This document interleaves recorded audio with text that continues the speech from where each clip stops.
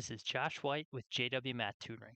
In this video, I'm going to go through the 6 hardest problems from the September 2023 ACT Math Exam Form G01.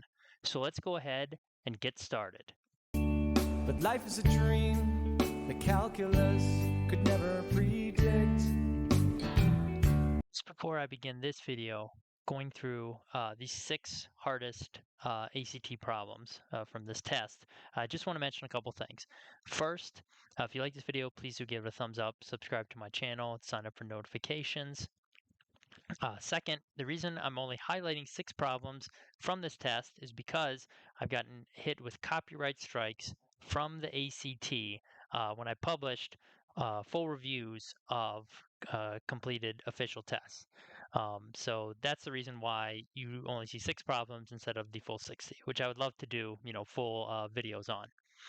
Lastly, if you're looking for more ACT practice work, please check out my Improve Your ACT Math Score course. You can find it on Udemy. You can find it also on Teachable. There are direct links to both courses in the description of this video below. And basically, this is a comprehensive overview of the math section on the ACT. It covers your common topics in algebra and geometry and probability and statistics, in addition to strategies like back solving, picking numbers, process of elimination, estimation, drawing a picture, essentially in order to help you solve problems as quickly as possible. And it also includes an entire module on using the TI-84 graphing calculator to solve problems as well. Basically, it features over 10 hours of instructional video along those 5 different modules. So please do check that out. Anyways, here are the solutions to these 6 hardest problems. Taking a look next here at question number 34. We have this tank of gasoline. It starts at 3/8 full. Then we add 6 gallons to it, and it ends up being 3/4 full. Now, the problem is we don't know exactly how much of the gas tank 6 gallons represents. But if we set up this basic equation here, 3/8 full, we add some fraction of the gas tank, which is what the 6 gallons equals, and then we now have 3/4 of the tank full. So if we just solve this basic equation, 3/4 minus 3/8. Now, you can do this by hand. You can get a common denominator, 6/8 minus 3/8. Therefore, it's just going to be 3/8. So in other words, the 6 gallons of gasoline is equal to 3/8 of the tank. However, I will just briefly review and show you how you could do this on the graphing calculator. And of course, you could type these fractions horizontally, parentheses, 3 divided by 4, parentheses, minus, but I'm just going to show you how to do it vertically. So if you hit alpha and y equals, that brings up the fraction menu. And then here I can put in the 3/4. Then I can just do minus, and I can do the exact same thing. Option 1, I can type in 3/8.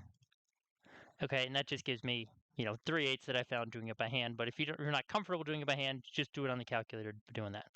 All right, so 6 gallons of gas is equal to basically 3/8 of a tank. So now, what we have to do is figure out, okay, how many gallons is 3/4 of a tank equal to? So for that, we can just set up a basic proportion. Now, if you recognize this, technically, if you know that like 3/4, which is the same as 6/8, is double 3/8, if you just see that, then you could realize that, well, 3/4 is going to be double 6 gallons, which is 12. But let's say you don't see that instinctively, which is fine. Then I would just set up a basic proportion like this.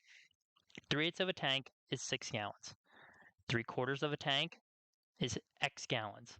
And now you're just solving this for X. And I mean, you could turn these into decimals if you want, if you just think it's easier. But essentially what you're doing here is you're, cross multiplying, we're getting 3/8 times X equal to 6 times 3/4. And again, this can just all be done on the calculator. 6 times 3/4 is just going to be basically 18 over 4 or 9 over 2. And now here I'm going to multiply by 8. 8's cancel out. 2 goes into 8 4 times. And then, so I got 3x equals 36. Divide by 3. Okay, x equals 12. Therefore, a 3/4 tank, 3/4 of the tank being full is equal to 12 gallons of gasoline. So now for the final step, how much does it cost? Well, we just got to multiply this by the 150 per gallon, and so the total cost is going to come out to $18. Correct answer for this problem is letter J. Next up, we have question number 43. So for this one, you need to draw a picture. It's very difficult to do this in your head without drawing a picture, but if you draw a picture for this, it's actually not that bad. So I'm going to start with here with P on the left, and then say all the way over here, I'm going to put T, because it tells us they're in the order of P, Q, R, S, T, right? Okay, so PR is 12 inches. So let's put R here, and let's just denote this as 12. Q is somewhere in the middle here. We don't know exactly where, but here's Q. And I'm just going to pick some different colors just to make this explanation easier to see. Okay, so now from Q to T is 15 inches. All right, the problem is this is going to look horrifically out of scale, but just whatever, ignore that. Drawings, not made to scale. All right, now QR is the same length as ST. So I'm going to put S just, wherever, somewhere in here. Okay, so this is the same as this. Again, they don't look the same, but just whatever, ignore that for right now. Okay, and then we also know PQ is the same as RS. So just to pick a different color, this distance is the same as this distance. Okay. Let's see. It looks like we got everything. How long is PT the basically the full thing, in general? So essentially what we're going to do here is I'm going to let this be X and I'm going to let this be Y. All right. Now I'm going to set up two systems of equations to solve this. So the first equation is just going to be X plus Y equals 12. All right. Because from P to R, which is like one X segment and one Y segment, together they add up to 12. Now, what I also know is that looking at the 15, which goes from here to here, I have two Y segments and one X segment. And I can just add those up, and those will equal 15. Now I can solve this system of equations. So if you're doing this by hand, what I would do is I'd just basically multiply the top one by -1. So it's just going to flip the sign of everything, negative, negative, negative. Now you could add them together and you just get y equals 3. Okay, so this part is 3, this part is 3. Now you can figure out what the x parts have to equal based on that. Or, I mean, it's really just looking at the original equation, the x plus y equals 12. So, this P to R is 12. If this part is 3, this part has to be 9. And if this part's 9, well, this part also has to be 9. But you could also, again, look at it as 3 plus 3 is 6. 6 plus what is 15. So now that we have that, we can add up all the parts and get the total length, which is going to be 24. 9 plus 3 is 12. 12 plus 9, 21. 21 plus 3 is 24. Or you could also notice that 12 plus 15 is 27, but there's an overlap here that's double counting. So 27, but then you have to subtract away 3, and that still gives you 24. Okay, so the correct answer for this problem is going to be 24. We're going to take a look at question number 47, which deals with finding the area of a triangle based on it just being given the 3 side lengths. Now, for this problem, there are multiple ways to do it. I'm going to show you all 3 ways you can do it. The first way is the simplest and the quickest, but it might not be the most obvious. So initially, if you just draw a picture and set up the triangle, okay, and set your 2 congruent sides here like 5, and then you have this. All right, so if you drop a perpendicular line down here, basically an altitude for this triangle, it turns out that you divide this triangle into 2 congruent smaller triangles. In other words, the 6 is split up to 3 and 3 because this side is congruent to this side. All right, the reason that is true is because up here at this point, you have a point which is equidistant from the endpoints of a line segment because it's 5 units from this endpoint and it's 5 units from this endpoint. If that is true, in other words, if those conditions are met, then that point, meaning the one up here, is on the perpendicular bisector of the line segment. Therefore, you draw a line through this point at the top here, it will be perpendicular to and it will bisect the if you draw it perpendicular, it will therefore bisect the line segment. So that's how we know that this is 3 and 3. All right. I mean, of course, you could still technically prove the triangle is congruent using, various properties as well, because this angle is going to this angle, and you have this side here that's the same, and you have 2 right angles. But in any case, so now that we have that, okay, this height you can easily find using Pythagorean theorem, or maybe you recognize already it's a 3, 4, 5 right triangle. Okay, so if you do 3 squared plus b squared equals 5 squared, 9 plus b squared equals 25. B squared equals 16, B is just going to be 4. So now you could just do area equals 1/2 base times height, which is 1/2 times 6 times 4. So 24 divided by 2 is just 12. Correct answer to this problem is going to be B, which is 12. Now, second approach that you could use is to just use Heron's formula. Okay, so Heron's formula basically says you have S, and that's equal to 1/2 times the 3 side lengths added all up.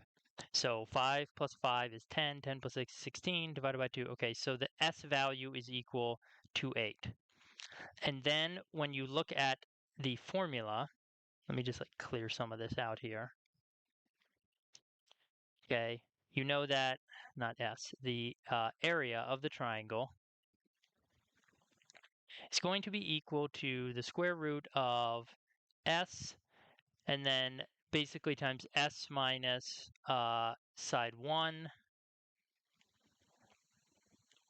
S minus side 2, and S minus side 3. It's not the numbers 1, 2, 3, but whatever.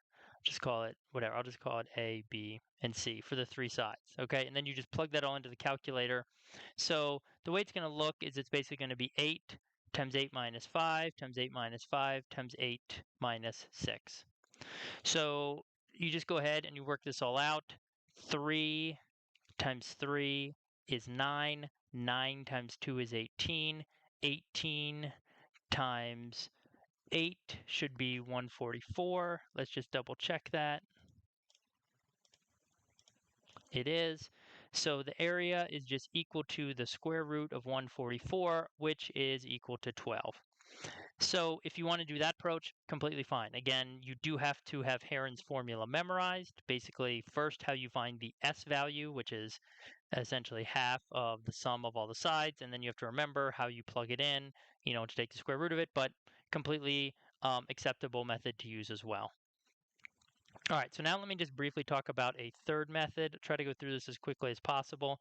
A third possible method, if you don't know Heron's formula, and you don't recognize that you can draw an altitude splitting into 2 sides, but maybe you are familiar with advanced trig, is you can use the law of cosines to say find out this angle down here, and then once you do that, you can use the formula 1/2 AB sine C.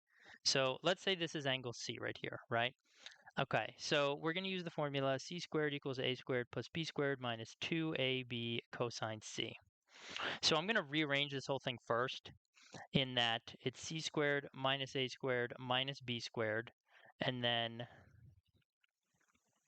I'm going to divide by negative 2ab, okay, and that is going to be equal to cosine c. So again, all I did is I basically moved this over, I moved this over, then I divided by this coefficient in front of the cosine c term, and then eventually we're going to do the inverse cosine of this, okay, and that's going to give us the angle. So now you could just plug the values in. So let me just go to the calculator. All right, so we're going to have 5 squared minus 5 squared minus 6 squared. Again, basically the side, across from the angle we're solving for, like that's the C in this case, and then the A and B are these two. It doesn't matter which one's which. All right, so now we will divide this by negative 2 times 5 times 6. And you could just, you could put that in as 30 if you want, doesn't matter. All right, so notice it actually comes out to a nice number. We get 0.6. So now we can just do let me just make sure, first of all, that I am in, that's not where I go. Okay, I need to be in degree mode, so let me just switch it back here. All right, so now I'm going to do the cosine of 0.6. Okay, so that means this angle is 53.13 whatever degrees. So now we can plug this into the separate area formula, which is 1/2 AB sine C. So again, A is 5, B is 6, and then we're going to do the sine of the 53 point blah, blah, blah, whatever. But I'm going to copy it down, so it's going to give me the exact value.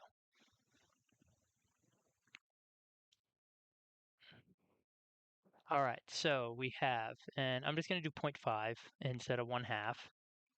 It's 5 times 6. Now times the sine, and here I go second answer, and that will copy the 53.13 below 0 down. If I hit enter, I should get 12. Okay, and we do, it's perfect. So this is just a third method you could use to solve this, using the law of cosines to find one of the angles, and then using the alternate area formula, basically 1/2 times 2 of the sides, and then times the sine of the included angle between the sides. All right, the next question I want to talk about is number 51. And so if you look at this one, you're given a table here, and it talks about the number of school days at this high school and for each month, right? And using attendance numbers, basically from this thing up here, this given information above, wants to know what's the average daily attendance for 9th grade over this 4-month period. Okay, so basically what you're doing in this problem is essentially just calculating a weighted average. Okay, so we want these numbers for the 9th grade right here. So what we're going to do is we're going to multiply the average daily attendance. That's what these numbers are. These numbers saying every day in September there were an average of 267 students in attendance, and every day in October there were 295, etc. So we need to take each this average daily attendance for the month and multiply that by the number of days in the month. That will give us the total number of essentially students that attended in that month. So in other words, in the 20 days of September, there were a total of whatever, 267 times 20. Whatever that works out to, that many total students. And obviously these are not unique students. It's students coming every day and every day, day after that. So then notice for October, it's going to be 20 times whatever the number is. And then for November, it's going to be 18 times whatever the number is. Now I'm going to have to go down here just so we can see it. For December, it's going to be 15 times, whatever the number is. So October is 295. November is 310. And December is 244. And again, what I'm doing is I'm multiplying the number of days times the average daily attendance per day. That gives me the total attendance for the specific month. This is September. Again, this is October. This is November. And this is December.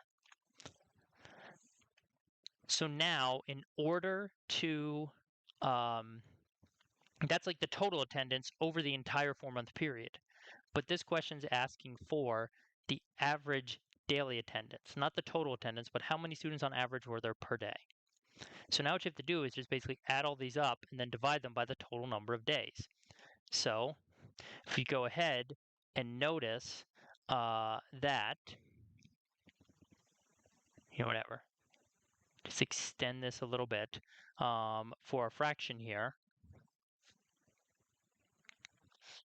Basically, we are going to divide by 20 plus 18 plus 15, and then, also 20 again in front. Total number of school days over that 4-month period. So now let's start going through and looking at the answer choices. Okay, A is obviously wrong. We're not dividing by 4. There weren't 4 total days. B looks pretty close, at least in the numerator, except the denominator is missing a 20. It has a 20 and 18 and 15, but it's missing a 20 down here. C looks pretty close, but again, it has a 20 and 18 and 15, but then it's got this random 4 out front, so that is wrong. D looks pretty close. There's just 2 slight differences. So notice here they grouped these into 20 times 2, which that's fine. 20 times 2 is 40. 20 plus 20 is 40. Same thing on the top. Like there's a 20 here and a 20 here. They just factored it out as a common factor, and that doesn't change anything. And then E, okay, E is wrong because again, it's dividing by 4 on the bottom. So the correct answer here is letter D. Again, just review one more time. What this is doing is a weighted average. You're taking average attendance per day times the number of days. That gives you the total number of like what you would call attendees or students over that month. You do that for each month, you add it all up, that gives you the total attendance over the 4-day period, whatever number that is.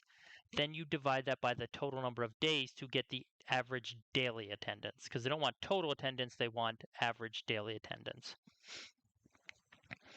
All right, now moving on to the next page, let's talk about question 53 here. So for this problem, you're given some inequalities for x and y, and they want to know what's the maximum value here. So basically, really all you have to do here is look at like, getting the x and y values as far apart as possible. So that's going to be pairing together, the max x with the min y, and then also the max y with the min x. So if we do that, okay, now just plug them in. Well, 4 minus -1, which is 4 plus 1, absolute value of that is just 5. And then if we look at the second one, it would be -2 minus -5. Notice here, oh, sorry, I wrote this wrong. Not -2 minus negative, it's, sorry, -2 minus +5, which is -7. Absolute value of that is +7. So the correct answer for this one is just letter B. Okay, and again, you don't have to try a bunch of different combinations of this. If you want the maximum value between an x and a y, you need to pick them basically as far apart as possible, which is going to be, again, the highest x, lowest y, or highest y paired up with the lowest x. Finally, let's look at the very last problem, which is number 60. So there are a couple different ways to think about this problem. I think the easiest way to approach this is to pick some values for A and B and plug them in. So notice here, for these two things to be equal, like let's say first I would come up with like essentially you're gonna need numbers or a number to send them both to that obviously has 9 as a factor and 4 as a factor. So let's say you look at like 36, okay, as an example. Well, then A would be 4 and B would have to be 9. So now if you run through the various things here, it talks about, which statements being true for prime factors. So obviously 4 is just, 2 and 2, and 9 is 3 and 3. Get it to its prime factorization. F. 2 is a prime factor of A, 3 is a prime factor of B. Okay, yes, so far that's true, so we keep it. G, so now we can eliminate like 2 is a prime factor of A, yes. 3 is not a prime factor of B. Okay, in this example, it is not true, therefore we can eliminate this because they're asking which of these statements be true for A and B. And we found at least one example of B that meets the conditions of the problem for which this statement is not true. Same thing with H, we can eliminate it. 2 is not a prime factor of A, false. We found at least one example where it is a prime factor of A. We don't even need to look at the second part. And the same thing, J is going to be false because we're down here now looking at not 2 and 3 both not being prime factors, but again, they're both false. So we're basically now left to F or K cannot be determined. So if we think about now, what's another potential number we could use, or example we could use? Well, 72. Another number that 9 and 4 both divide into evenly. So in this case, now A would be 8, and again, it's going to be 2, 2, 2. And now B is going to be 18, 2, 3, 3. So notice F is still true, not sure about K. But you could go through this for like all kinds of different numbers, and F is going to remain true. In other words, A has to have a prime factor of 2, and B has to have a prime factor of 3. Now, the kind of the theoretical reason why for this is because if you notice, like these two expressions are equal. So it's like on the left side you have 3 times 3 times something, and on the right side you have 2 times 2 times something. So for these expressions, like to be equal, notice the 3's and the 2's obviously don't match up. Those are different numbers. So, excuse me, it's like the A has to take care of like both of these 2's, and it's like the B has to balance out or take care of, if you want to think about it, of both of these 3's. So that's where the whole idea that 2 is a prime factor of A and 3 is a prime factor of B comes from the fact that the left side and the right side are equal. And obviously 9 is not equal to 4, but 9 multiplied by something will equal 4 multiplied by something, if the other parts, if those other somethings essentially kind of like balance out, so to speak. So in other words, that's again what I'm saying is the A has to kind of match or balance out these prime factors of 2 on the right, and the B has to match or balance out the prime factors of 3 that are on the left. So the correct answer, and it's always basically going to be like that, because when you're looking at making these equal, since A and B are integers, and the other thing that's true that's a good point is that they don't have any factors in common. So therefore, these numbers, to get them equal, it's only going to be like 36, 72. It's just going to be multiples of 36. Okay? So that's why it's always going to work out that 2 is a prime factor of A, 3 is a prime factor of B, and the K, basically K can be crossed out. If you enjoyed this video, if you have any questions or comments on these problems, please do leave them below. Otherwise, if you like this video, please do give it a thumbs up, subscribe to my channel, and sign up for notifications. And of course, as I mentioned earlier, check out my Improve Your ACT Math Score course if you're looking for more resources to help raise that ACT math score of yours.